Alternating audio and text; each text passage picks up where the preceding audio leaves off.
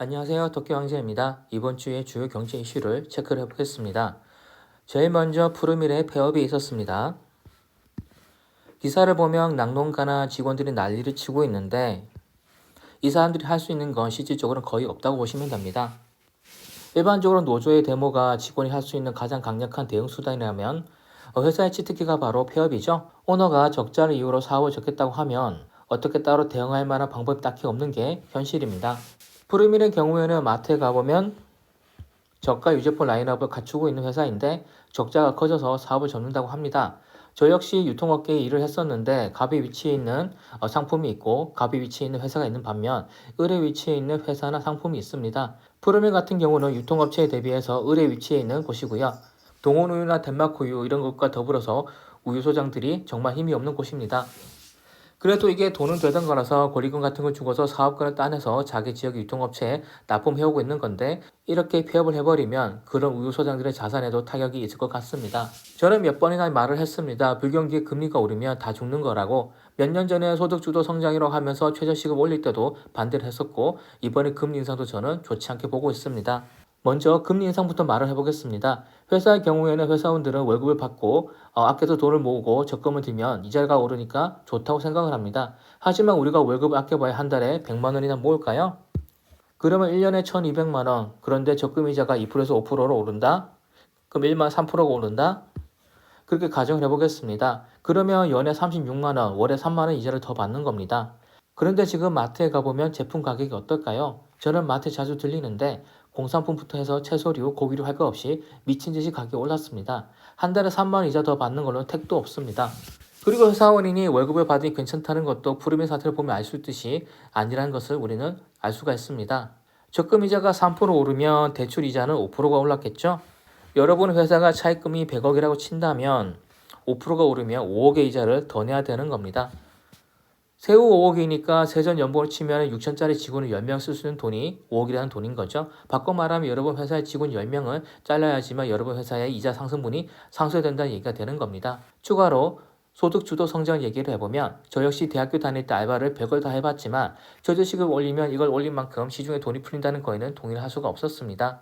실제로 저는 기숙사 식당 설거지 알바를 하면서 동시에 자판기 알바를 추가를 한 적이 있습니다. 몇십만 원의 돈이 더 들어올 때 제가 무슨 생각을 했을까요? 돈이 늘어난 만큼 써야지라고 생각을 했을까요? 제가 처음으로 생각했던 건 이걸 모으고 싶다는 거였습니다. 나도 남들처럼 적금이라는 걸 들어서 만기에 차는 기쁨을 가지고 싶다는 생각이 제일 컸습니다. 사람들은 불나방이 아닙니다. 알바생이건 회사원이건 다들 불나방이 절대로 아닙니다. 돈을 더 준다고 해서 그 돈만큼 다 써버린 게 아니라 모은다는 거죠. 그렇기 때문에 돈을 더 준 만큼 시중에 돈이 풀린다는 소득주도 성장에 대해서 저는 동의를 할 수가 없었던 겁니다. 그리고 최저시급이 오르면 누가 먼저 죽을까요? 부를 축적해서 사람을 쓰는 사측이 죽을까요? 제일 먼저 죽는 건 힘없는 사람들입니다. 예를 들겠습니다. 저는 유통업에서 일을 했습니다. 여러분이 백화점이나 마트에 가보면 유심히 한번 보시기 바랍니다. 점점 그 매장의 계산원이나 직원이 조금씩 줄어들고 있지 않은지, 청소를 하는 아줌마들이 눈에 띄게 비중이 주지 않았는지 그런 것도 한번 보시기 바랍니다. 몇 년 전과 비교하면 확연하게 줄어들었을 겁니다. 최저시급 올리면 왜 약자들이 죽는지 숫자로 한번 설명해 보겠습니다. 최저시급은 누가 됐건 최소한으로 보장해주는 돈이죠. 이걸 올리면 왜 힘없는 사람들이 죽는다고 제가 얘기를 하는 걸까요? 예를 들어서 A 업체라는 곳이 있고 알바생을 구하는데 그 업체는 엄청 영세하다고 가정을 하겠습니다. 그런데 일은 더럽고 힘들어요. 그래서 젊고 정상인들은 최저시급 5천원을 주면 그 일을 안 하는 겁니다. 못해도 10,000원 줘야 그런 일 할 거죠. 그런데 장애인이나 나이가 많아서 노동시장의 상품 가치가 떨어진 사람들은 어떻게 될까요? 최저시급 5천원을 벌려고 그런 곳에서 일을 할 겁니다. 그리고 그런 분들이 실제로 여러분들 기피하는 곳에서 이런 분들이 최저시급을 받고 일을 해왔던 거죠. 그런데 최저시급을 올리게 되면 예를 들어서 10,000원을 뜯다고 가정을 하면 어떻게 될까요? 10,000원이면 젊고 정상인들이 그 일을 한다고 방금 말씀드렸던 A 업체 일을 한다고 얘기를 했었죠. 바로 장애인들이나 노인들의 일자리가 뺏기게 되는 겁니다. 그리고 A 업체는 영세한데 임금 인상분이 부담스러워서 직원을 평소처럼 쓸 수가 없겠죠. 그러면 직원을 자를 수밖에 없는 겁니다. 결국 약자들을 위해서 최저시급을 올린다고 했지만 약자들의 일자리를 뺏는 결과가 된다는 거죠. 이건 과장이 아닌 거고요. 제가 유통업에서 일을 하면서 실제로 잘린 사람들 수도 없이 봤습니다. 그러니까 노약자들이나 힘없는 사람들, 그러니까 장애인 직원들, 나이 많아서 환경미화한 직원들이 제일 먼저 잘려나가는 거 제 눈으로 현장에서 똑똑하게 봤습니다.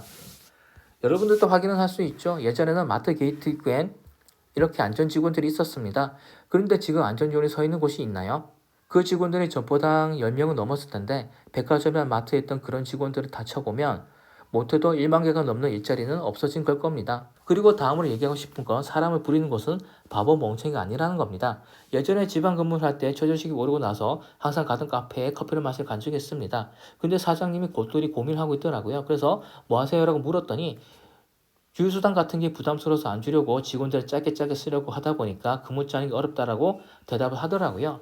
그러니까 자기 돈 들여서 가게를 차렸는데 직원 월급으로 돈이 더 나가게 된다면 사장들은 손 놓고 있을 리가 없다라는 겁니다.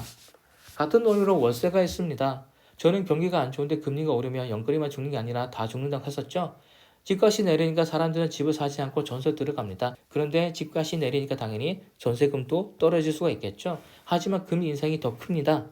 예를 들어서 여러분들이 5억짜리 전세 대출을 받고 있다가 이자가 3%였는데 집주인이 이거를 경기가 안 좋다 보니까 3억짜리 보증금으로 낮춰줬다 치겠습니다. 그런데 1년 새 금리가 2배로 뛰어서 6% 된다면 어떻게 될까요? 세입자의 부담이 5억에 3% 1년에 1,500만 원이다가 3억에 6% 1년에 이자가 1,800만 원으로 300만 원이 늘어나게 됩니다. 그러니까 저희 마통 이자가 1년 만에 2%대에서 5% 뛰었으니 과장으로 말씀드리는 건 아닌 거고요.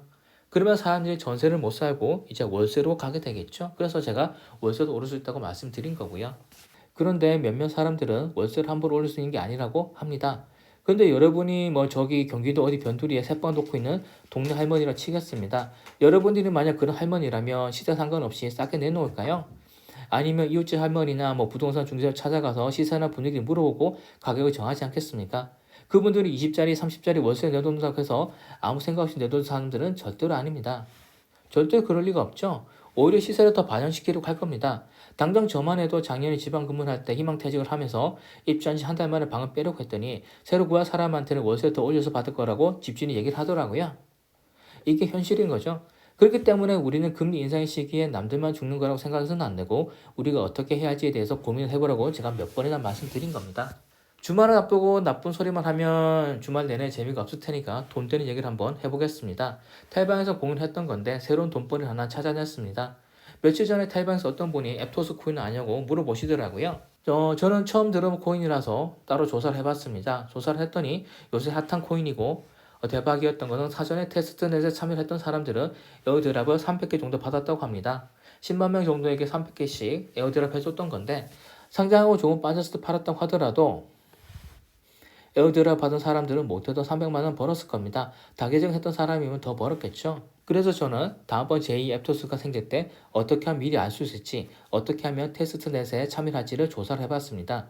결론부터 말씀드리면 테스트넷은 컴퓨터의 하드웨어도 좋아야 하는 거고 초보자들이 하기에는 방법이 어렵다고 합니다. 하지만 테스트넷이 실시되는 무렵에는 에어드랍 이벤트도 많이 있었고 NFT 같은 것도 주는 그런 혜택이 많았다고 합니다. 그래서 블로그를 검색해서 앱토스를 진작부터 언급한 곳들의 글을 1년치를 다 읽어봤던 거고요. 그래서 괜찮은 블로그를 몇 군데 찾아내서 따로 체크를 해뒀습니다.